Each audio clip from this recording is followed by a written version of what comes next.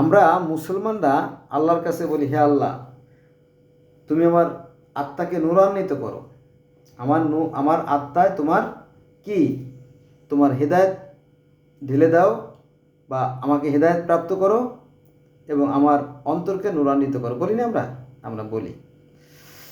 আর আরেকটা বিষয় সেটা হচ্ছে, ভালো কাজ করলে আস্তে আস্তে আস্তে আস্তে তার ভিতরে একটা আলোর জগৎ সৃষ্টি, এটা আমাদের ইসলাম ধর্মের কথা আর কি, নূরের জগৎ তৈরি হয়। আর একটা বিষয় আছে যে নামাজ পড়তে পড়তে পড়তে পড়তে আপনার হাঁটুতে বা কপালে যদি দাগ হয়ে যায়, তাহলে এই দাগগুলো কি করবে, ঝিকমিক চিক চিক চিক চিক করে চমকাবে। কখন চমকাবে? কিয়ামতের দিন। তখন ওটা দেখে আপনাকে বোঝা যাবে যে আপনি একজন মুমিন বান্দা। এরকম অনেক কথা আছে, উপকথা আছে, যাক সেখানে যাবো না। এইটার সাথে আমি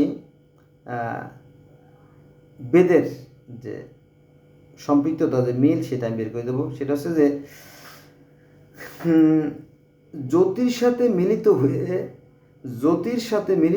আমি প্রতিষ্ঠিত হব। জ্যোতির সাথে মিলিত, অর্থাৎ সেই আল্লাহ নূরের সাথে নূরান্বিত হব আমি। খেয়াল আছে?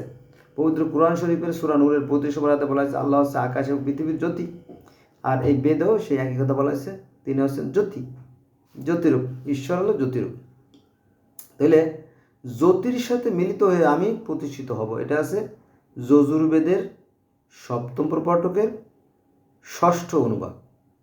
যজুর্বেদের 7ম প্রপাঠকের 6ষ্ঠ অনুবাদ কি আছে? এখানে আছে জ্যোতির সাথে মিলিত হয়ে আমি প্রতিষ্ঠিত। আমরা সবাই সেই আল্লাহ নূরে নূরান্বিত হতে চাই। আমরা আল্লাহকে চাই, তাই না? আমরা যখন মাদ্রাসায় পড়তাম তখন ছোটোবেলা, অনেক আগে, এটা হচ্ছে আপনার 1985 সালের ঘটনা, অনেক আগে, তাই না? 1985-86 সালের ঘটনা। আমরা একটা গজল গাইতাম, ভয় করিব কারে আমি, ভয় করিব কারে আমি, ভয় করিব কারে,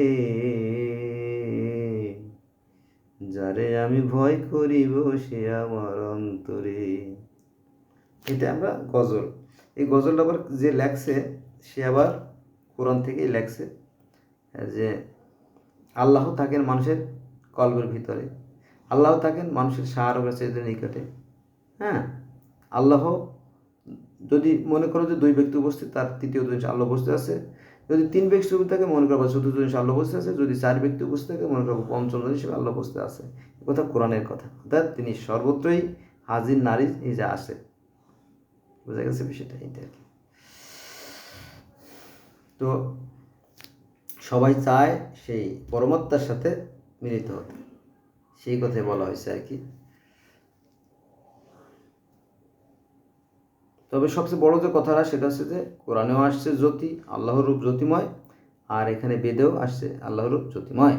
এটা আছে যজুর্বেদের 7ম প্রপাঠকের 6ষ্ঠ অনুবাকে। যদি কার প্রয়োজন হয় দেখে নিন, 100% সঠিক বললাম। আল্লাহ হাফেজ।